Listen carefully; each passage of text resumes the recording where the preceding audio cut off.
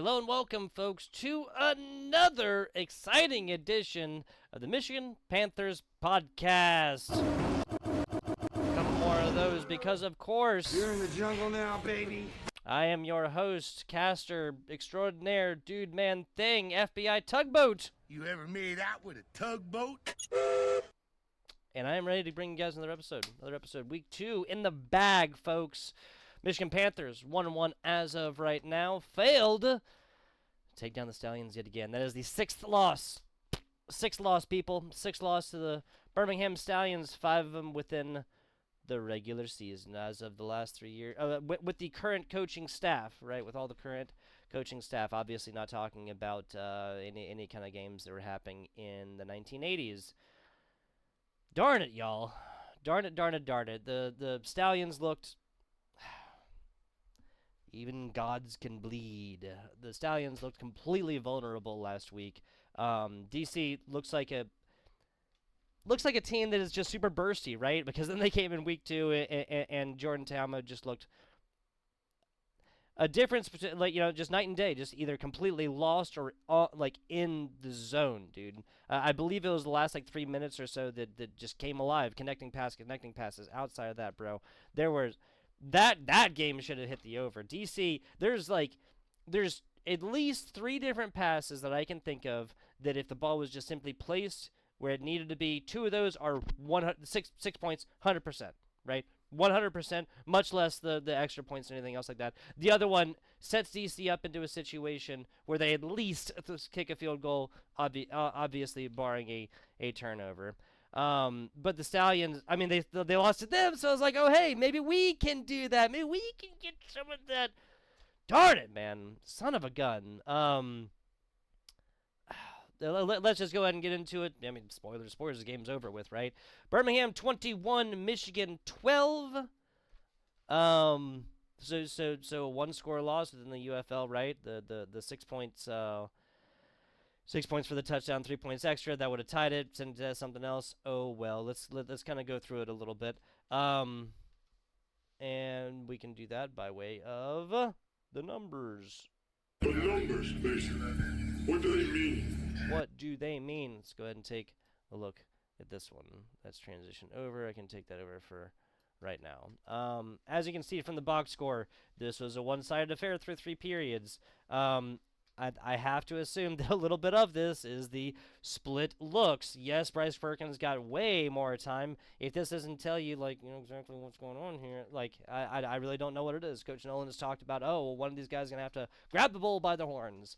Well, 3 passes completed for 8 yards. I have no idea how this rating is higher. The only thing I can assume is because the percentage is lower and because Bryce Perkins threw interception. How do you compare 23 catches or 23 attempted passes to 4 attempted passes? I don't know. But watch this one. So Birmingham kicks off the first actual play from scrimmage.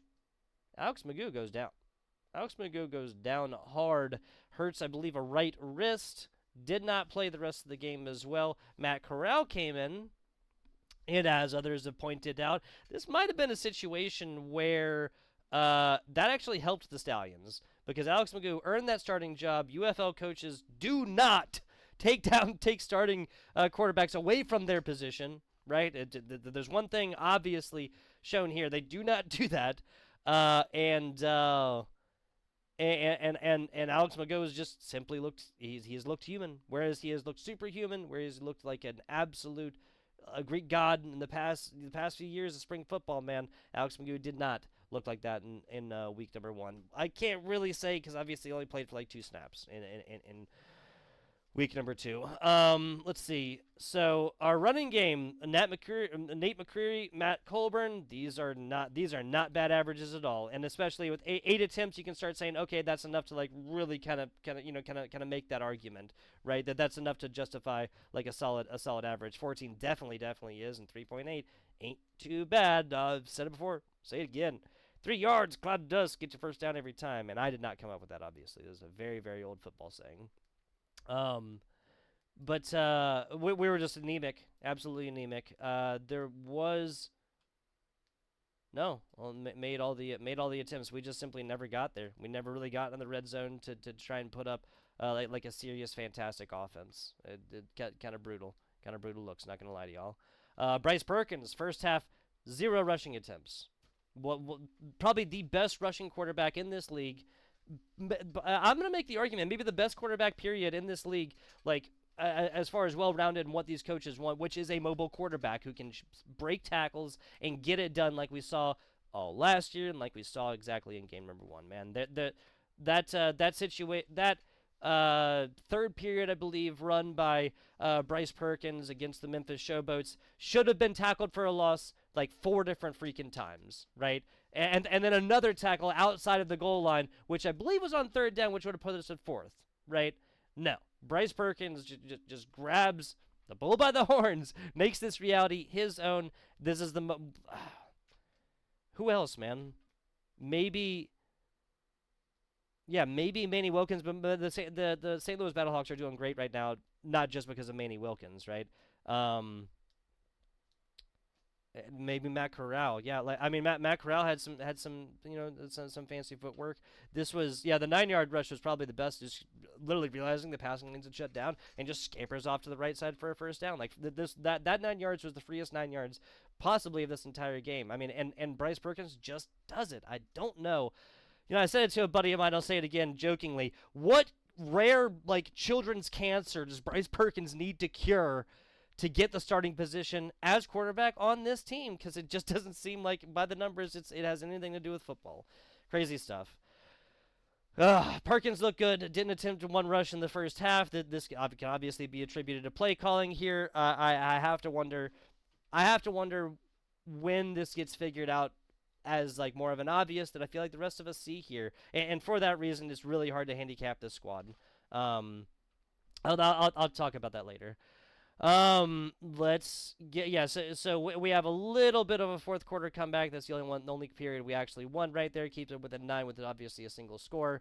But then we get to the fourth and we punt with it was like we were down 6, I believe. Yeah, we were down 6. This was 18-12, and we punt with like 3 minutes left. This is the Stallions offense, man. You got to take these shots because I'd rather take this shot and then lose by another touchdown than lose by a single score and know this was within the field of possibility, but we just never took the shot, right?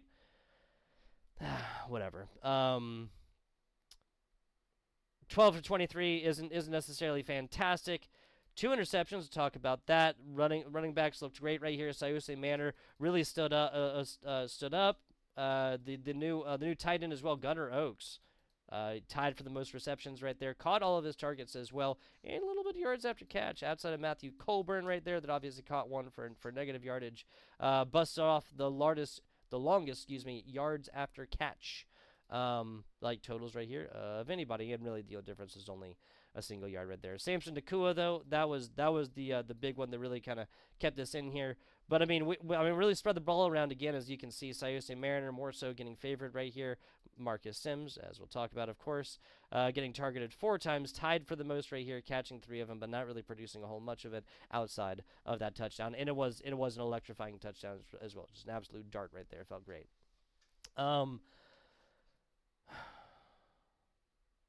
Brutal stuff.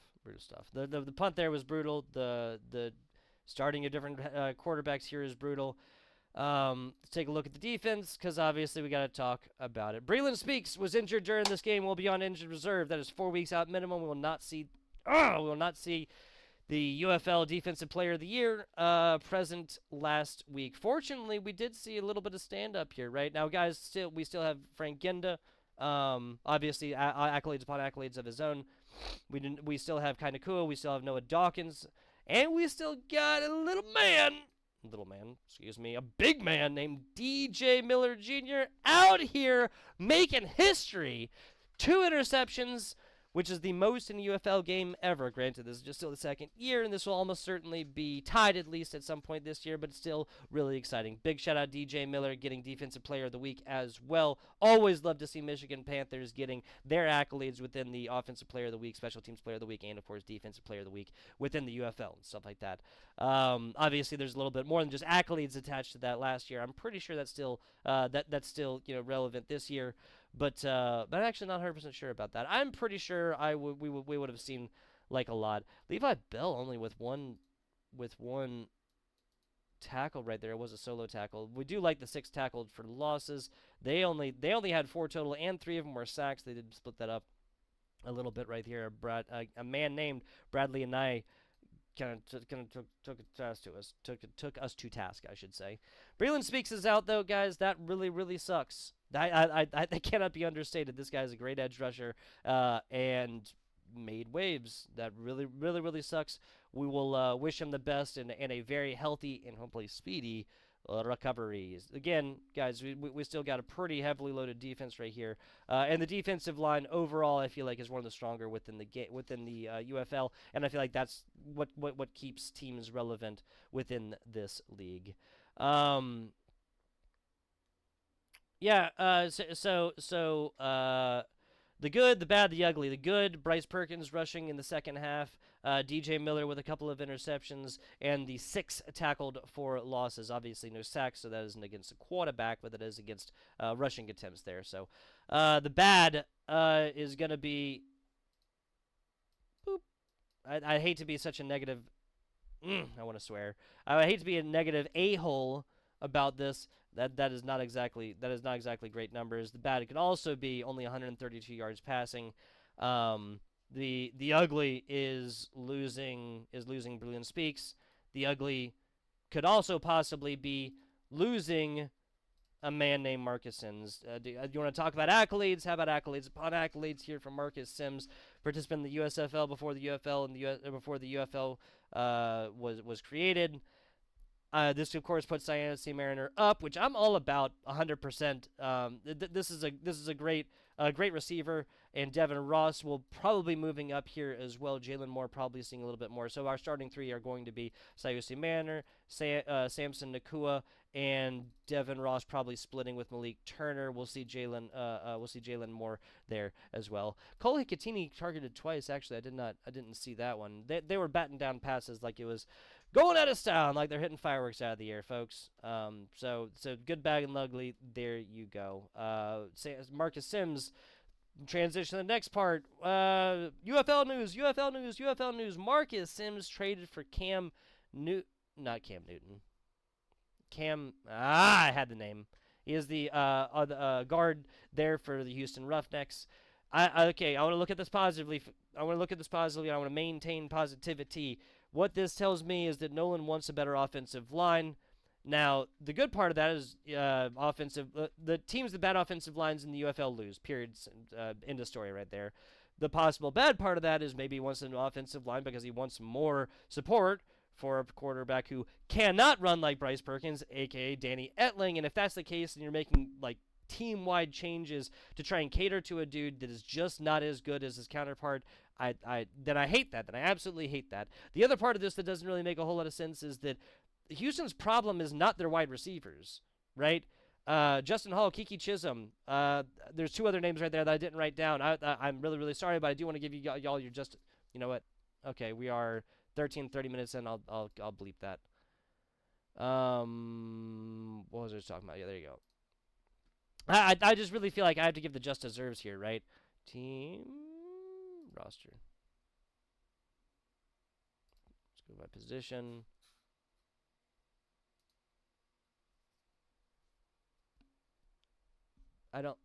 The TJ Vasher was the other name. Obviously,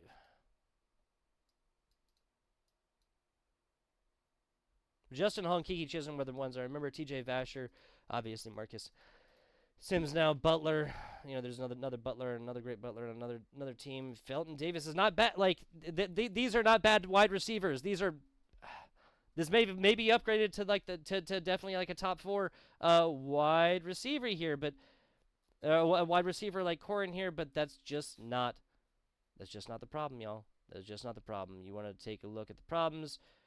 Ba-bang, ba-bang, ba-bang. And also, Nolan Henderson, I feel like, played better than Anthony Brown. Anthony Brown threw an interception as soon as he caught a little bit of, even a little bit of problems. Kirk Merritt, Zacondre Wright, shout out South Carolina man right there. Shout out TJ Pledger. Like, these are great run. I just, never mind. This podcast was not created to crap on the Houston Roughnecks, even though they deserve it. The problem there is top down for the Houston Roughnecks, starting elsewhere and then going to the quarterback position. I'm not going to continue talking crap about the same person, the same position, having the same problem, the same freaking team. I don't want to seem like a broken record. Deion Kane, 84 yards for 4 on 4. That's pretty crazy. Great player. Great player, gotta say. I don't know. Trying to maintain positivity here for the offensive guard trade for Marcus Sims. Now, the internet is abuzz, right, with rumor and speculation. That's what the internet does. There was plenty tweeted by Marcus Sims, and enough basically for me to realize this was a little bit political. And I don't mean red tie, blue tie. I mean political within the locker room and whatnot, and what Mike Nolan wants and stuff like this. And if there's a guy not meshing, then if you can get fantastic value out of him, then great. But honestly, yeah, just to cast my like final vote on this, I hope my Coach Nolan knows what he's talking about, and obviously, this is a fantastic coach with a lot of experience, right? Way more experience coaching than I do, especially when it comes to evaluating talent, right? Marcus Sims is a fantastic player. I wish him well. He did have health issues. That was last year, but he did tweet out that he was playing like it perfectly, and kind of alluded to this not necessarily being a playing issue, but more so him not really being super happy with Coach Nolan, partially, depending on his decision, just like I have ranted about, with the starting quarterback position and stuff like that. So if there's a guy there that's just not meshing, then it just makes sense. Obviously, it's a tough decision to make, especially with a player like Marcus Sims and how talented he is, and especially trading him to a team that we're going to face twice this season and have not faced once yet, right? Once at home, once away. Marcus Sims is going to show up to that game, I got to say. Yeah. Moving on along here to a bit of big news. Folks, there is a leading position role that has been stepped down from, and it's not CJ Johnson. A.J. Smith for the San Antonio Brahmas steps down here after going 0-2 on the record and failing to score a single point in the UFL Championship last year. Interesting stuff. As I've talked about before, the UFL does not fire head coaches. A.J. Smith stepped down from that position, and there has not been a successor named yet. How interesting. Right there. I have to believe that some of the, don't know insider information here. I have to believe that some of this comes down from Wade Phillips, and just realize Wade Phillips, fantastic defensive mind within the NFL and within any sort of American football. Obviously, kind of leading those responsibilities over to somebody else. A.J. Smith has been electrifying before.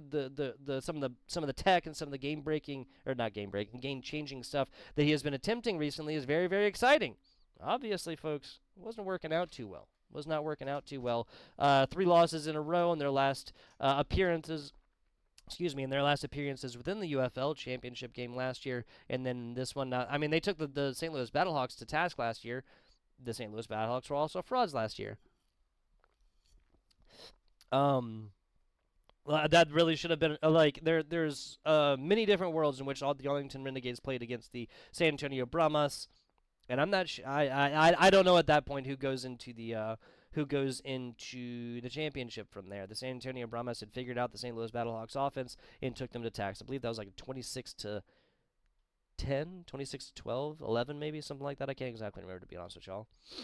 But it wasn't particularly close. The other conference championship, the USFL conference championship, we were way up for like a while. It was like 18-3 at half or something like that. Obviously went forth to lose. But A.J. Smith gone. What I say is that there's not, given that obviously they're on the XFL conference side, there isn't a better time to play this team than 1 week removed from them getting rid of their OC and getting a new one on in there.